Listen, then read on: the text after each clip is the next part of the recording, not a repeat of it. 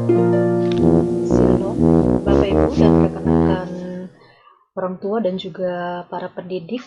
Pada saat ini saya akan mengajarkan cara menulis renungan untuk anak-anak. Nah, saya memiliki buku yang sudah saya katakan di dalam pendahuluan YouTube Anak dan Remaja bagi Kristus ini, yaitu berjalan bersama dengan Tuhan setiap hari. Jadi ini adalah cetakan pertama. Waktu itu dicetak 1000 eksemplar dan sudah habis untuk dipakai di sekolah-sekolah. Dan yang cetakan kedua 1000 cetakan kembali dipakai oleh salah satu gereja untuk memberkati anak-anak daerah di seluruh daerah tempat pelayanan daripada sebuah lembaga yang melayani di gereja-gereja untuk daerah-daerah di seluruh Indonesia, dan itu dibagikan yang cetakan kedua oleh gereja tersebut dengan gratis. Nah, saya cerita secara singkat bagaimana asal mulanya saya menjadi penulis atau suka menulis seperti itu ya. Jadi saya dari sekolah itu dulu suka menulis diary. Jadi setiap hari itu saya menulis apa yang saya lakukan hari itu atau pengalaman-pengalaman yang saya alami di hari itu. Jadi setiap hari, jadi hampir 365 hari lebih kurang dalam satu tahun itu diary saya penuh gitu ya, dan ada beberapa buku. Nah, dari kesukaan saya menulis itulah ketika saya selesai menyelesaikan sekolah teologi saya berada di sekolah, ada beberapa sekolah kemudian yang tugasnya di dalam kerohanian untuk menulis baik itu renungan anak maupun buku agama untuk TK dan SD, dan juga terakhir juga saya menulis buku tentang anak dan orang tua atau remaja dan orang tua yang juga sudah pernah saya sharekan, yaitu heart to heart ya, dari hati ke hati tentang anak remaja dan orang tuanya. Nah, pada saat ini saya ingin membagikan bagaimana rekan-rekan atau para pendidik dan mungkin orang tua yang ingin menulis buku renungan anak ini, bagaimana caranya. Saya akan bagikan tips-tips menulis buku renungan anak ini. Jadi ketika kita memiliki, yang pasti yang pertama ya, kita senang menulis dulu. Yang pertama kita senang menulis, lalu yang kedua kita tahu genre tulisan kita ini lebih ke apa? Lebih ke ini kah, renungan kah? Lebih ke sebuah penelitian kah? Lebih ke novel kah? Atau yang lain-lainnya. Nah, jadi kita tahu dulu kita senangnya nulis apa. Lalu yang berikutnya itu kita memilih tulisan kita ini untuk usia berapa ya, apakah untuk anak-anak ataukah untuk remaja atau untuk orang tua dan atau untuk umum seperti itu. Nah, pada saat ini saya khusus ingin membagikan tips menulis buku renungan untuk anak-anak. Nah, saya tahu bahwa di gereja-gereja dan sekolah-sekolah, khususnya ini sekolah-sekolah dan juga lembaga-lembaga yang membutuhkan buku renungan untuk anak-anak. Kalau TK biasanya kan dibacakan oleh guru ataupun kalau di rumah dibacakan oleh anak, tetapi kalau oleh orang tua anak ya.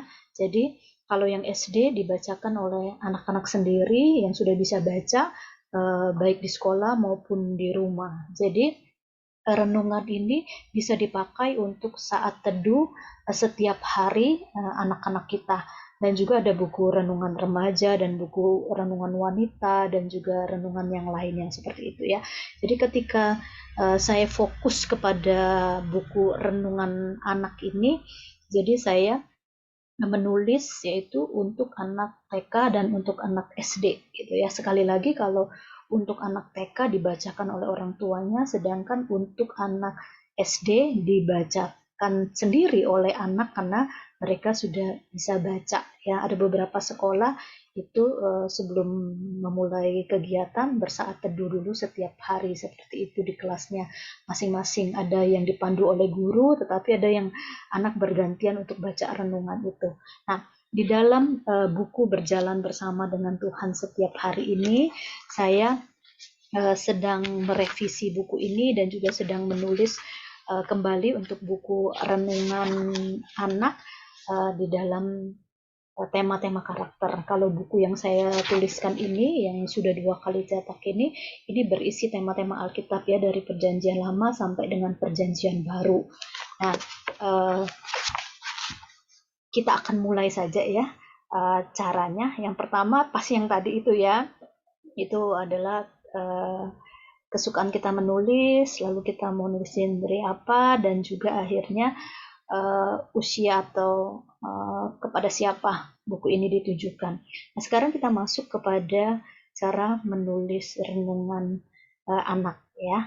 Nah, yang pertama adalah nanti kalau soal settingan untuk nyeting bukunya ataupun untuk layout, untuk desain dan sebagainya, Bapak Ibu yang mungkin tidak bisa lakukan itu, Bapak Ibu bisa berikan itu kepada orang yang memang di penerbitan atau yang percetakan seperti itu ya. Jadi itu diserahkan kepada mereka kalau memang ada percetakan tertentu yang Bapak Ibu inginkan buku itu dicetak. Tetapi yang kita mau pelajari adalah cara kita menuliskan seperti apa.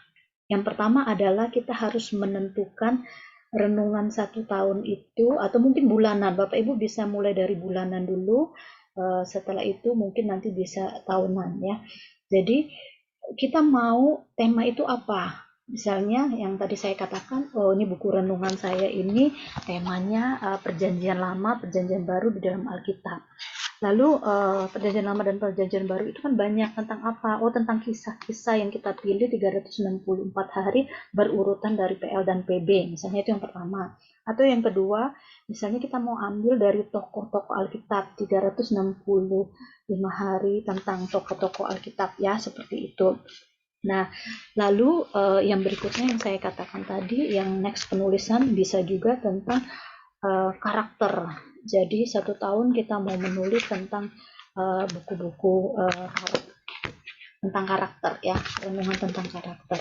Atau kita mau menulis tentang tema-tema yang lainnya, silakan rekan-rekan tentukan sendiri seperti itu ya.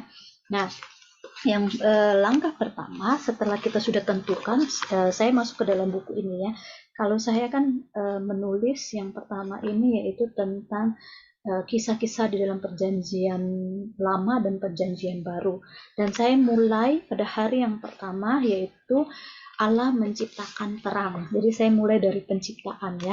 Nah, saya menuliskan temanya di situ, Allah menciptakan terang.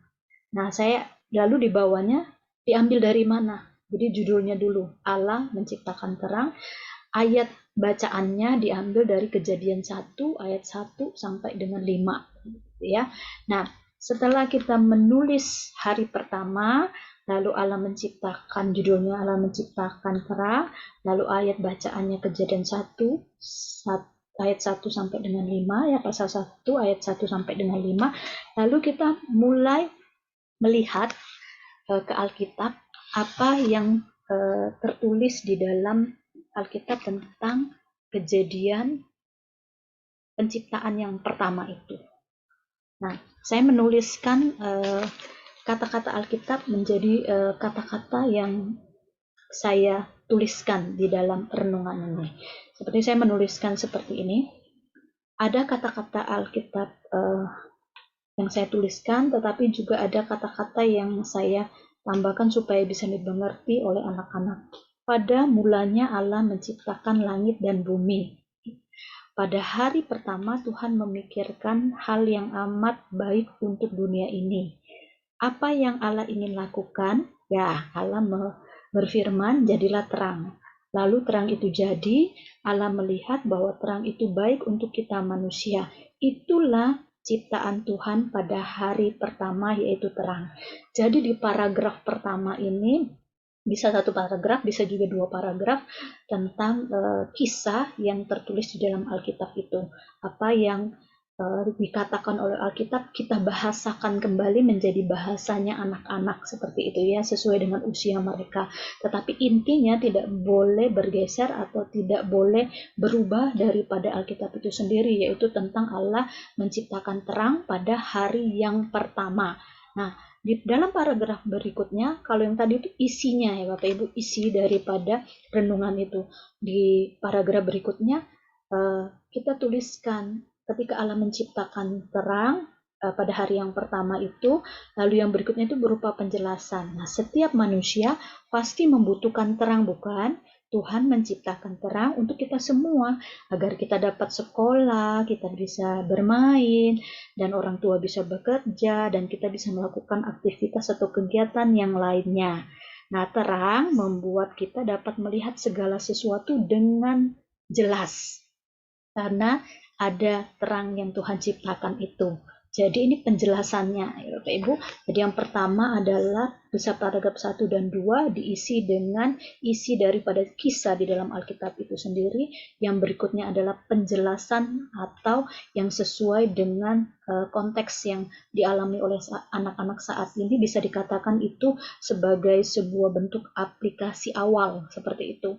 Nah, yang berikutnya bisa aplikasi yang sebenarnya apa yang harus mereka lakukan ketika mereka tahu bahwa Allah menciptakan terang pada hari yang pertama, yaitu aplikasi nyata yang harus anak-anak lakukan adalah karena Allah telah menciptakan terang bagi kita, mari kita bersyukur untuk ciptaan Tuhan yang ajaib itu, yang luar biasa itu pada hari yang pertama yaitu terang itu. Mari kita mensyukuri ciptaan Tuhan di dalam kehidupan kita, bahwa Allah adalah Allah yang menciptakan terang. Mari anak-anak kita menjadi anak-anak yang mau bersyukur.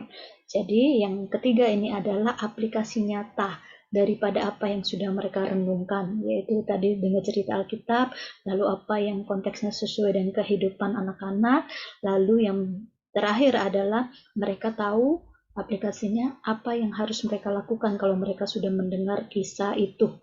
Nah, yang berikutnya adalah tentang doa ya. Doa. Jadi di dalam renungan itu bisa dibuat doa, kita menolong anak-anak untuk belajar berdoa. Di bawah dituliskan seperti ini. Tuhan, terima kasih karena Engkau Allah yang menciptakan terang. Terima kasih karena Engkau Allah pencipta yang luar biasa. Kami mau bersyukur kepadamu ya Tuhan. Amin. Jadi itu doanya, doa singkat anak-anak ya. Lalu yang terakhir di bagian bawah itu Bapak Ibu bisa menuliskan ayat itu kembali atau kata-kata yang bisa dipakai kalau misalnya itu tema karakter atau tema-tema yang lainnya ya. Kalau ini karena tema Alkitab, maka dituliskan di dalam bagian itu seperti note-nya itu atau seperti kata-kata mutiaranya itu dituliskan, berfirmanlah Allah jadilah terang, lalu terang itu jadi. Kejadian 1 ayat yang ketiga. Jadi tadi yang sudah kita ceritakan itu ambil satu ayat sebagai ayat hafalan atau sebagai sebuah quote atau sebuah kata-kata mutiara untuk diingat oleh anak-anak bahwa Allah menciptakan terang pada hari yang pertama itu. Jadi kalau untuk anak-anak TK, mereka belajar bahwa hari pertama itu Tuhan menciptakan terang. Jadi itu yang mereka ingat, yang simple. Kalau anak TK tidak bisa terlalu panjang dan juga tidak bisa banyak poin, tetapi yang mereka ingat adalah bahwa Allah menciptakan terang pada hari yang pertama. Lalu untuk anak-anak SD, mereka akan ingat bahwa Allah menciptakan terang pada hari yang pertama. Lalu yang kedua, karena Allah sudah menciptakan terang pada hari yang pertama, mereka bersyukur punya Allah yang adalah Allah yang menciptakan terang itu bagi mereka. Dan mereka mau belajar untuk berterima kasih kepada Allah. Seperti itu. Nah, Bapak Ibu mengenai susunannya itu lebih kurang seperti itu kalau kita mau menulis sebuah renungan ya. Nah, kalau kita mau menempatkan, ini soal penempatan. Kalau Bapak Ibu mau menempatkan misalnya hari pertama di atas, mau di kanan atau di kiri, itu boleh seperti itu ya. Nanti saya akan coba taruh satu di sini di layar. boleh dituliskan hari pertama di kanan ataupun di kiri ataupun di tengah. Lalu tuliskan judulnya di tengah-tengahnya, lalu setelah itu di bawahnya itu diambil dari mana ayat itu. Nah, Bapak Ibu boleh nuliskan yang tadi seperti yang saya katakan ya, isi dari ayat Alkitab itu, lalu penjelasannya, setelah itu aplikasinya, doa, dan lalu ada ayat atau quote atau kata mutiara seperti itu. Sesederhana itu Bapak Ibu. Yang pasti tipsnya adalah yang pertama, ketika Bapak Ibu menulis, Bapak Ibu harus fokus kepada uh, judulnya dan isinya itu harus sama. Jadi harus nyambung, Bapak Ibu ya. Tidak boleh tiba-tiba judulnya apa, isinya apa, dan terakhir aplikasinya juga tidak ada hubungan atau kaitan sama sekali. Jadi dalam menulis buku renungan anak ini, yang pertama harus menetapkan tujuannya, mau menulis tema apa. Lalu yang kedua, harus ada kaitan antara tulisan tema dengan isinya. Lalu yang berikutnya, isinya dan penjelasan serta aplikasinya itu pun harus ada kesinambungan, harus ada hubungannya. Dan yang tips yang terakhir adalah ketika kita menulis, gunakanlah kata-kata tulisan kita itu sesederhana mungkin, sesuai yang dimengerti oleh anak-anak. Jadi sesuai usia mereka. Jadi ketika kita menulis, kita harus menurunkan bahasa mereka kita menjadi bahasanya anak-anak. Karena nanti yang akan baca ini anak-anak, walaupun orang tua membacakan kepada anak-anak, tetap kan mereka membacakan di dalam bahasa anak. Seperti itu Bapak Ibu. Nah, demikian tips menulis renungan anak secara singkat buat Bapak Ibu sekalian, rekan-rekan yang ingin menulis ataupun yang sedang menulis, baik di gerejanya maupun di sekolahnya ataupun secara pribadi, ini bisa dipakai ya beberapa tips ini. Jadi sekali lagi, kalau kita punya kerinduan, kita suka menulis, lalu kita mau terus belajar dalam cara kita menulis dengan banyak informasi-informasi di luar sana. Kita belajar dari mungkin webinar dan juga seminar-seminar lainnya, tetapi kemampuan kita menulis harus dilatih terus-menerus ya, harus diasah. Nah, yang berikutnya tipsnya itu tadi, sekali lagi jangan lupa kita fokus kepada apa yang akan kita tulis, harus ada kaitannya dan aplikasinya harus sesuai dengan kehidupan anak-anak atau orang atau kepada siapa buku itu akan ditujukan. Dan yang terakhir adalah bahasa yang digunakan haruslah bahasa mereka, dan tentunya aplikasinya adalah aplikasi yang bisa dilakukan oleh anak-anak kita. Dalam hal menulis renungan anak ini, tentunya kita berharap ada sebuah proyek ketaatan di mana ketika anak-anak sudah baca renungan ini, lalu mereka punya keinginan tadi seperti doa, mau melakukan firman Tuhan yang mereka baca tadi, dan mereka bukan hanya dengar saja, tapi mereka lakukan itu buat sebuah proyek ketaatan. Bisa saja ditulis di bawahnya, mulai sekarang aku mau menjadi anak yang bersyukur kepada Tuhan, misalnya seperti itu ya. Dan beberapa tema yang bisa kita tuliskan sebagai sebuah tekad atau komitmen anak untuk melakukannya sesuai dengan tema yang Bapak Ibu tulis masing-masing. Demikian Bapak Ibu, Tuhan kiranya menolong Bapak Ibu yang punya kerinduan untuk menulis, bisa menulis. Bapak Ibu bisa bertanya kepada saya di chat YouTube yang ada, lalu bisa menghubungi saya juga jikalau pengen menulis seperti itu. Dan saya sedang mengerjakan juga untuk buku renungan anak berikutnya tentang itu ya, tema-tema karakter sepanjang tahun. Jadi sedang dikerjakan sambil revisi ini dikerjakan juga seperti itu. Jadi Bapak Ibu yang ingin bergabung atau yang mungkin punya kerinduan untuk bersama-sama dengan saya, silakan, saya tunggu. Bapak Ibu boleh menuliskan di chat ataupun boleh kontak saya, menuliskan nomor telepon Bapak Ibu di bawah, mengatakan bahwa Bapak Ibu punya minat ataupun keinginan atau kerinduan untuk menulis buku renungan anak, tapi tidak tahu bagaimana caranya, tidak punya channel dan sebagainya. Nanti kita sama-sama bisa masuk di dalam tim ini untuk menulis renungan bagi anak-anak. Saya akan menolong Bapak Ibu untuk melakukannya. Demikian, Tuhan memberkati apa yang menjadi kerinduan Bapak Ibu sekalian. Kita bertemu di dalam menulis atau tip menulis atau kreativitas kreativitas